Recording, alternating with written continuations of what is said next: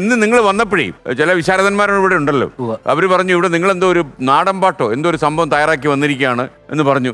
അല്ലേ, നമുക്ക് ആ പാട്ട് ഏതായാലും ക്ലിഞ്ഞോ പ്ലിഞ്ഞോ പോലെ ഹിറ്റ് ആവണം അല്ലേ? അപ്പൊ അത് ഇവിടെ വന്നതിന് ശേഷം ഇപ്പൊ റെഡിയാക്കിയത് തന്നെ സാറിനെ കുറിച്ചൊരു പാട്ടാണ്. എന്നെ കുറിച്ചാണോ? ഓ, എങ്കിൽ പിന്നെ പ്രശ്നമാവും.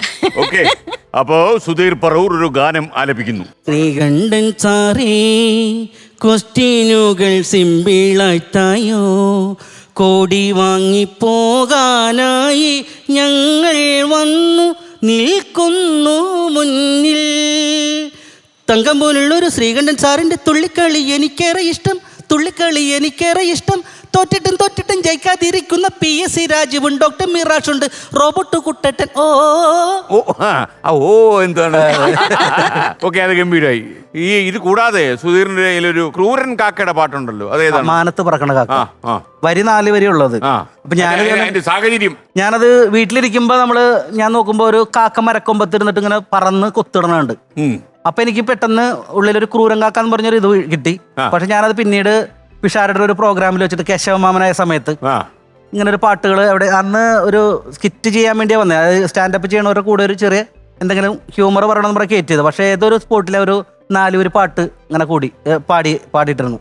അപ്പോൾ അത് കുഴപ്പമില്ല എന്നിട്ട് പിന്നീട് അത് പാരഡികളായിട്ട് മാറി. പിന്നെ പാരഡിയുടെ ഒരു സെറ്റപ്പിലേക്ക് പോയിരുന്നു.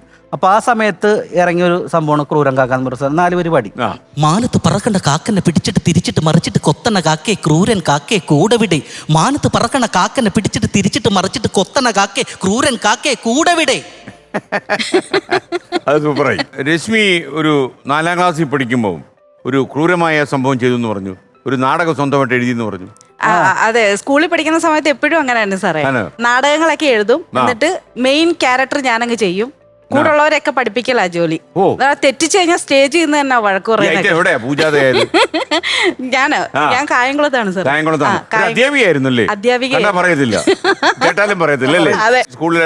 ഞാൻ SN വിദ്യാപീഠം എന്ന് പറഞ്ഞുകൊണ്ട് കായംകുളത്ത് ഒരു സ്കൂളുണ്ടായിരുന്നു. അവിടെ സ്കൂളുണ്ട്. പഠിപ്പിച്ച കുട്ടികളെ രക്ഷപ്പെട്ടോ? അവരെയൊക്കെ ഒന്ന് അന്വേഷിക്കണം. അവർക്ക് എന്ത് വിഷയം പഠിപ്പിച്ചത്? ഞാൻ മലയാളം ടീച്ചറായിരുന്നു. എന്റെ അമ്മോ, അത് കിടിലമായി. ഓക്കെ, അപ്പോ അത് കഴിഞ്ഞിട്ട് അതങ്ങ് വിട്ടോ? KPSC പോയോ? KPSC ഡിഗ്രിക്ക് പഠിക്കുന്ന സമയത്താണ് KPSC പോകുന്നത്. അതെന്തായിരുന്നു പരിപാടി? നാടകം കളിച്ചു. KPSC നാടകമേതായിരുന്നു? തമസായിരുന്നു ആദ്യം ചെയ്ത നാടകം. തമസ്. അതിൽ 2 വേഷമായിരുന്നു, നായികയുടെ വേഷവും പിന്നെ ഒരു ചെറിയ കുട്ടിയായിട്ട് വരുന്നു. 2 ക്യാരക്ടർ ചെയ്യണമായിരുന്നു. കുട്ടിയായിട്ട് പറ്റും അല്ലേ? കുട്ടിയുടെ വോയിസ് എങ്ങനെ ആയിരിക്കും അത്? അല്ല, ആ സമയത്ത് ഞാൻ ചെറിയ കുട്ടിയായിരുന്നല്ലോ സാറേ, ഡിഗ്രിക്ക് പഠിക്കുന്ന ഒരു സമയം.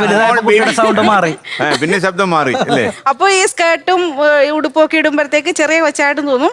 സാരി എടുത്ത് കഴിയുമ്പോ അത്യാവശ്യം നല്ല വലിയൊരു പെണ്ണായിട്ടും തോന്നും.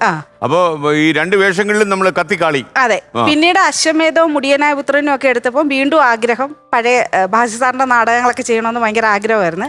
അങ്ങനെ വീണ്ടും അവിടെ 1 വർഷം കൂടെ നിന്നു. അശ്വമേധത്തിൽ അഭിനയിച്ചു. ലോകം ഒരു കുറ്റമാണോന്ന് ചോദിച്ചു അല്ലേ? കാര്യം ഷീലാമ്മയല്ലേ സിനിമ ചെയ്തല്ലേ? അതെ അതെ. അനിയത്തിയുടെ ക്യാരക്ടറായിരുന്നു സാറേ ഞാൻ ചെയ്തത്. സരളയുടെ ക്യാരക്ടറായിരുന്നു. അപ്പൊ എന്റെ കല്യാണത്തിന് ചേച്ചിയെ വിളിക്കാൻ പോകുന്ന ഒരു സീനൊക്കെ ഉണ്ടായിരുന്നു.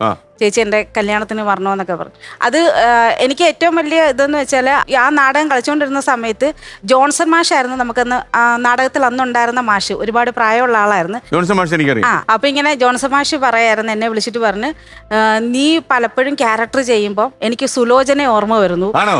നീ നന്നായിട്ട് അത് ചെയ്യുന്നുണ്ട്. എനിക്ക് അപ്പൊ സുലോചനമ്മ ഒരിക്കൽ ശബ്ദമാണോ ആംഗ്യ വിക്ഷേപമാണോ എന്താണ് പറഞ്ഞതെന്ന് എനിക്കറിയത്തില്ല, എന്റെ അടുത്ത് ഇങ്ങനെ വിളിച്ചിട്ട് പറഞ്ഞു. അതെനിക്കൊരു ഭയങ്കര ഒരു അനുഗ്രഹമായിരുന്നു. എനിക്ക് തോന്നുന്നത് ആ നാടകത്തിലെ ഒരു ഡയലോഗ് പറഞ്ഞ് ഞാൻ നോക്കട്ടെ, എനിക്ക് സുലേന ചേച്ചി എന്നോട് അങ്ങനൊക്കെ ചോദിച്ചാൽ ഏതെങ്കിലും ഒരു നാടകത്തിന്റെ സുലേന ചേച്ചി KPSC കുറെ നാടകങ്ങൾ ചെയ്തല്ലോ. അല്ല, ഞാൻ തമസിലെ ഒരു ഡയലോഗ് പറയാം.